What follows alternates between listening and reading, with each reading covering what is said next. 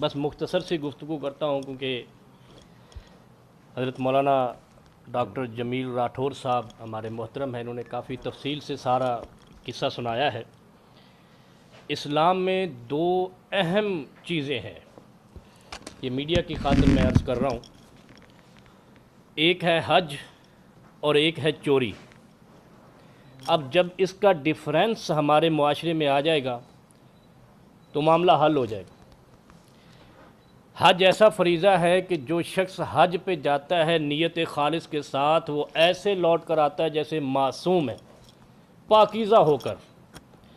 موجودہ حکومت کے وزیر داخلہ نے، رانا ثناءاللہ نے، مبشر لقمان کے پروگرام میں کہا تھا کہ میاں نواز شریف کا استقبال حج سے بڑا فریضہ ہے، اور یہ ارتداد کے معنی میں آتا ہے، مرتد ہونے کے معنی میں آتا ہے۔ اس پر ہمارے پاس دلائل ہیں، وہ ہم بتا دیں گے کہ انسان جب حج کرتا ہے مومن کامل بن جاتا ہے، اور جو اس حج کے اوپر کسی اور امتی کو افضلیت دیتا ہے وہ پیغمبر کی بات کا انکار ہوتا ہے، اور اس پر اس چیز کی ایف آئی آر بننی چاہیے تھی۔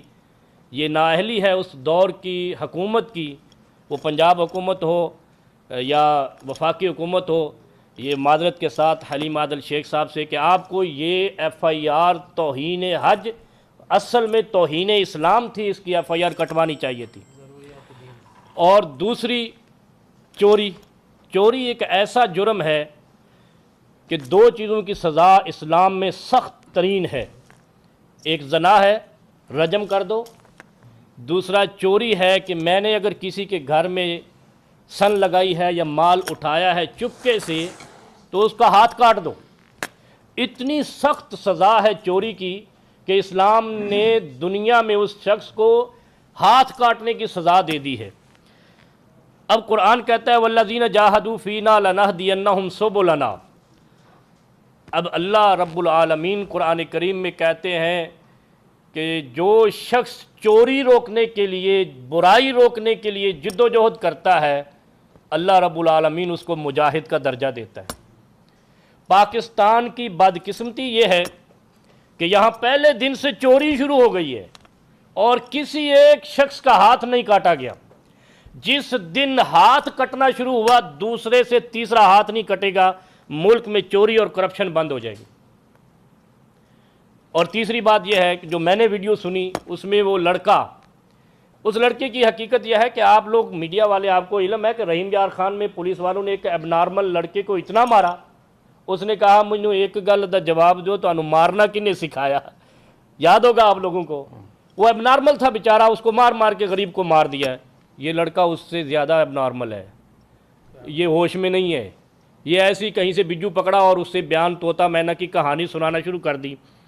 بات یہ ہے کہ وہ کہہ رہا ہے جی اذان ہو رہی تھی اور میوزک چل رہا تھا، جبکہ عمران خان صاحب کے کنٹینر پہ نہ نصیب و لال چلتی ہے یا نہ نور جہاں چلتی ہے، وہاں قومی ترانہ چلتا ہے، ملی نغمے چلتے ہیں، پارٹی ترانے چلتے ہیں، اس وقت بھی اور ان کو میوزک نہیں کہتے ہیں۔ فائرنگ کے وقت۔ اچھا، دوسری بات یہ ہے کہ میں نے عمران خان صاحب کو دیکھا ہے کہ اذان کے وقت جب اذان ہوئی ہے کنٹینر پہ کھڑے ہیں، فوراً پیچھے مڑ کے دیکھا اور کسی نے کرسی دی اور عمران خان صاحب تشریف فرما ہو گئے، اذان کے احترام میں بیٹھ گئے۔ جیسے آپ نے دیکھا ہوگا ہمارے دیہاتوں میں خواتین جب اذان ہوتی ہے فوراً سر پہ دوپٹہ لیتی ہیں، گھروں میں کتنا احترام ہے اذان کا۔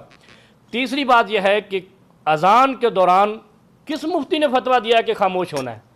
اذان کے دوران خاموشی کا حکم ہی نہیں ہے، علماء بیٹھے ہوئے ہیں، بلکہ پیغمبر علیہ الصلوۃ والسلام نے فرمایا اذا سمعتم النداء فقولوا مما يقول المؤذن، جو مؤذن کہتا ہے اسی طرح کہنا شروع کر دو، مطلب خاموش نہیں رہنا ہے، بولنا ہے، کچھ کہنا ہے۔ تو یہ اس کی بات اسلام کی شریعت کے خلاف ہے۔ اور تیسرا وہ کہہ رہا ہے گمراہ کر رہا تھا، گمراہ تو وہ کر رہے ہیں عمران خان صاحب، کیا گمراہ کر رہے ہیں؟ وہ کہتے چوری نہیں کرو، وہ چور بیٹھے ہوئے ہیں، وہ کہتے گمراہ کر رہا ہے۔ جب رسول اللہ صلی اللہ علیہ وسلم کلمے کی دعوت لے کر آئے تو عرب کے کافروں نے کیا کہا تھا؟ یہ ہماری قوم کو گمراہ کر رہا ہے، اس کو کہیں اور نہیں لے جانا۔ کچھ لوگ کہہ دیتے ہیں کہ یہ جو وہاں ملا، او بھائی تشبیہ نہیں ہے، مثال ہے۔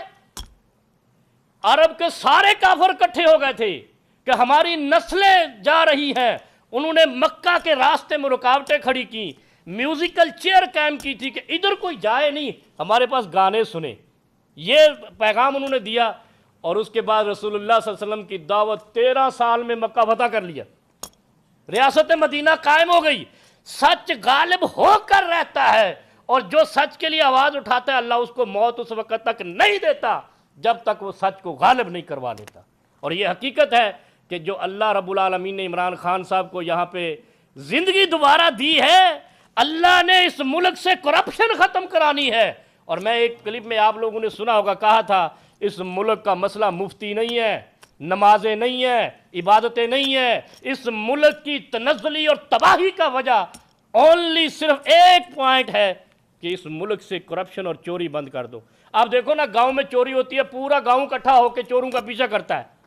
آپ نے دیکھا ہوگا، آپ بھی گاؤں دیہاتوں میں جاتے ہیں، ہم نے تو یہ بڑی وارداتیں دیکھی ہیں، اور اس گھر میں چوری ہوئی ہے پورا گاؤں اکٹھا ہو جاتا ہے۔ ہمارے ملک میں چوری ہو رہی ہے اور پورا ملک کیوں نہیں اکٹھا ہو رہا؟ یار وہ ایک بندہ یہ کہہ رہا ہے کہ چوری روکنی ہے تو سارے اکٹھے ہو جاؤ، بعد میں حکومت دینی ہے نہیں دینی وہ آپ کا فیصلہ ہے۔ جمہوریت میں اچھا ایک مفتی صاحب سے رات کو بحث ہو رہی، وہ کہہ رہے ہیں جی کہ امام احمد بن حنبل رحمۃ اللہ علیہ، امام الہجرت اور پتہ نہیں بڑا مقام ہے، انہوں نے کبھی حکومت مرد آباد کا نعرہ نہیں لگایا، حالانکہ عباسی حکمرانوں نے ان پر 3 حکمرانوں نے تشدد کیا۔ میں نے کہا وہاں بادشاہت تھی، جمہوریت نہیں تھی، اور جمہوریت میں یہ جمہوریت کا حسن ہوتا ہے کہ آپ نے احتجاج کرنا ہے۔ ادب المفرد امام بخاری رحمہ اللہ کی کتاب ہے، اس میں یہ موجود ہے کہ ایک پڑوسی نے پڑوسی کو تنگ کیا، شور مچاتا تھا، گانے لگاتا تھا، ڈھول بجاتا تھا۔ رسول اللہ صلی اللہ علیہ وسلم کے پاس شکایت آئی، نبی علیہ الصلوۃ والسلام نے اس سے فرمایا جاؤ گھر کا سامان نکال کے روڈ پہ رکھ لو۔ یا رسول اللہ یہ کیسے؟ کہا سامان باہر رکھو، لوگ جمع ہو جائیں گے۔ اب کیا ہوا؟ روڈ بند کر دیا۔ اب لوگ گزرے، پوچھے اس سے، وہ تینوں کی مسئلہ ہے؟ اس نے کہا اس نے تنگ کیا ہوا ہے، وہ جا کر اس کی کنڈی بجائیں، آپ کو کیا مسئلہ ہے، تنگ کرتے ہو؟ آخر اس آدمی نے توبہ کی، اس سے معافی مانگی، وہ سامان اندر لے گیا، دوبارہ تنگ کرنا بند کر دیا۔ ہمارے ملک کو چوروں نے تنگ کیا ہوا ہے، قوم نکلتی رہی ہے، اس کا مطلب تم اپنے گھروں میں چوری چاہتے ہو۔ لہذا کوشش کریں، میرے نزدیک اللہ رب العالمین نے جو عمران خان صاحب کو زندگی دی ہے یہ ملک کی بہتری کے لیے دی ہے، لہذا عمران خان صاحب کا ساتھ دینا چاہیے۔ جو دلائل ہم نے دیے ہیں میرا خیال ہے یہ کافی ہیں۔ مولانا صاحب اس کا ادھر سیٹ چینج کر لیں ہمیشہ۔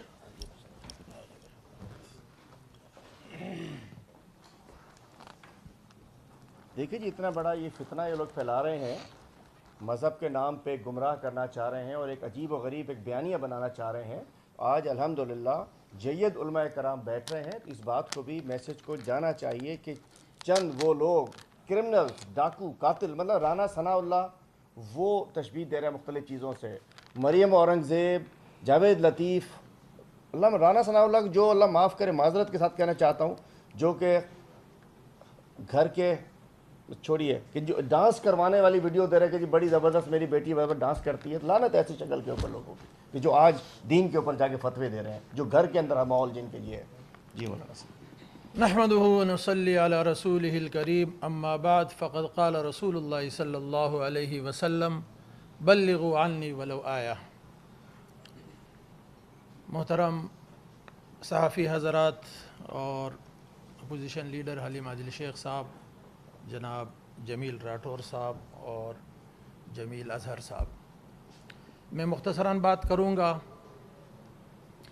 سب سے پہلے میں پوری دنیا پر واضح کر دینا چاہتا ہوں، پورے عالم اسلام پر 57 مسلم ممالک اور غیر مسلم ممالک میں جو مسلمان رہتے ہیں امت مسلمہ، کہ ہمیں ہمارے پیارے نبی حضرت محمد مصطفیٰ صلی اللہ علیہ وسلم نے مخاطب کیا ہے، حکم کیا ہے۔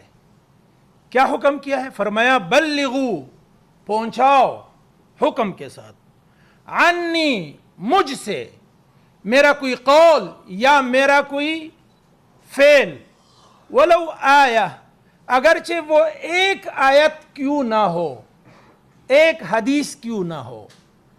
تو یہ آپ صلی اللہ علیہ وسلم نے پوری امت کو حکم کیا ہے کہ جب تم ایک آیت سیکھ لو یا ایک حدیث تمہیں پہنچ جائے میرا، تو یہ لوگوں تک پہنچاؤ، चुनांचे इसी हदीस पर जनाब इमरान खान साहब उम्मत मुस्लिमा के अजीम लीडर अमल कर रहे हैं। किसी को ये इख्तियार नहीं कि ये कौन होता है जो कुरान की आयत पेश करते हैं, ये कौन होता है जो अहादीस पेश करते हैं। नबी करीम सल्लल्लाहु अलैहि वसल्लम ने ये शर्त नहीं लगाई कि तुम्हारी पगड़ी होनी चाहिए, फिर तुम्हारी दाढ़ी होनी चाहिए, फिर तुम्हारे पास इतना इल्म होना चाहिए, फिर नहीं, वाज़ेह हुक्म किया है। कोई जो है इस पर एतराज़ नहीं कर सकता। एतराज़ कर रहा है तो नबी करीम सल्लल्लाहु अलैहि वसल्लम ने जो हमें हुक्म किया है उसको फॉलो करेंगे या लोगों की बातें सुनेंगे। दूसरी बात, खान साहब पर जो कातिलाना हमला हुआ है, इसी हवाले से प्रेस कॉन्फ्रेंस हो रही है। सबसे पहली बात, जो तोता इन्होंने बिठाया था, उसने जो रट्टा लगाया था, सबसे पहली बात यह है कि वो मजहबी जुनूनी नहीं था। मनसूबा साजू ने मनसूबे में बड़ी गलतियां की है। मनसूबा इस तरह नहीं बनता, शायद इमरजेंसी में यह काम किया है। मजहबी जुनूनी कभी नहीं हो सकता कि वो दाढ़ी काट ले, सुन्नत रसूल को वो कैंची लगा रहा हो और वो मजहबी जुनूनी हो, ये हो नहीं सकता। और दूसरे नंबर पर वीडियो क्यों बनाई गई इतनी जल्दी में, और इस वीडियो में तोते ने क्या कहा कि गाने चल रहे थे अजान के वक्त, और फिर जब वजाहत हुई कि अजान के वक्त तो अजान हुई है, फिर स्टेज से नाते चलाई गई है, फिर उसके बाद कवाली चल रही थी, तो उन्होंने सोचा कि अरे ये तो क्या हुआ, तो फौरन से जो थोड़ी देर बाद दूसरी वीडियो आई, उसमें तोता कहता है कि इमरान खान साहब जो है उसने नबूवत का दावा किया है। ये बात कहां से आई? कुछ शर्म, कुछ हया, कुछ खुदा का खौफ होता है। हम नाम के मुसलमान रह गए। खान साहब इस मौके पर जो जमाने का एक कुतुब व अब्दाल होता है उस तरह की एहतियात करते हैं। कहते हैं कि मैं कोई मजहबी स्कॉलर नहीं, मैं कोई आलिम दीन नहीं, मैं तो दीनी इल्म का तालिब इल्म हूं। तो बात तो खत्म कर दी। जब वो अपने आप को दीनी इल्म का तालिब इल्म समझता है, हर मुसलमान का हक है ये, तो बात तो खत्म हो गई। खुदा न खास्ता अगर कोई गलती हो भी जाए तो गिरफ्त नहीं, वो कोई दावा नहीं कर रहे। तो जब वो मजहबी स्कॉलर का दावा नहीं कर रहे, वो आलिम दीन होने का दावा नहीं कर रहे, नाउज़ुबिल्लाह नाउज़ुबिल्लाह, वो पैगंबर होने का दावा करेंगे। कहां से कहां बात पहुंचाई इन जालिमों ने। और दूसरी बात, तोते ने एक और बात कह दी जो आज मैं वजाहत करूं हलीम भाई। तोते ने कहा कि मैंने डॉक्टर इसरार साहब का बयान सुना है। ये बाज मजहबी ठेकेदारों ने डॉक्टर इसरार साहब की इस बात को लिया है कि डॉक्टर इसरार साहब ने कहा है कि इमरान खान साहब जो है यहूद के लिए काम कर रहा है। सबसे पहली बात, डॉक्टर इसरार साहब पर यहूदी होने का फतवा नहीं था क्या?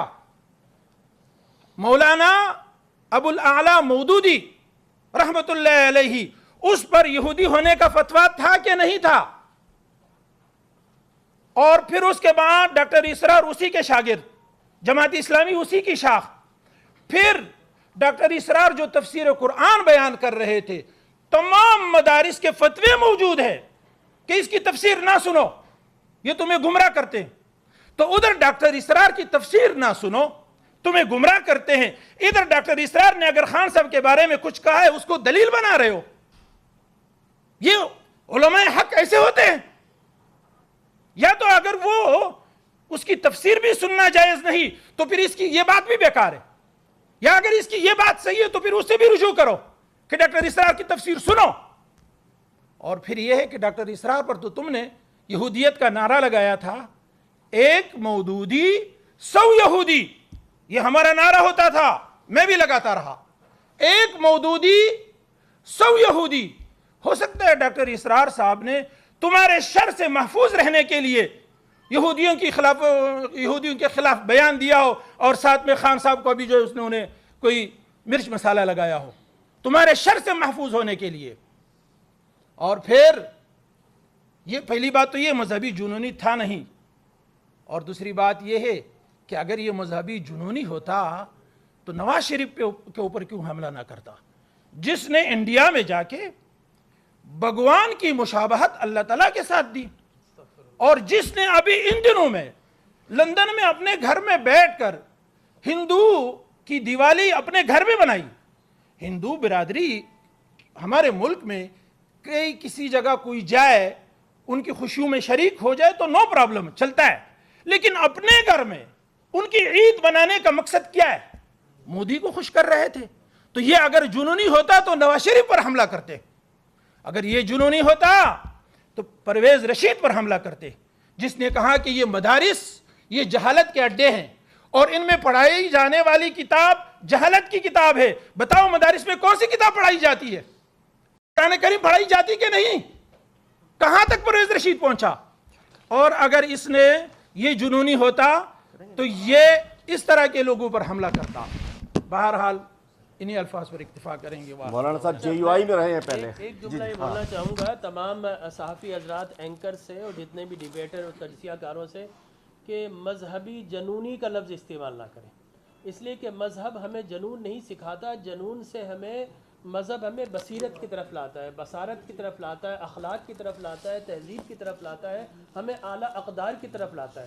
مذہب میں ربط، ضبط، خبط یہ سب کچھ ہے، لیکن خدا کے لیے مذہب کے ساتھ جنون کا لفظ استعمال نہ کیا جائے، اور جو شخص بھی ایسا لفظ استعمال کر رہا ہے وہ بھی توہین مذہب کا مرتکب ہو رہا ہے، لہٰذا وہ نہ جانتے ہوئے ہو رہا ہے۔ میں نے چاہا کہ اس کی بھی رہنمائی کر دوں، تو ایسا نہ کیا جائے۔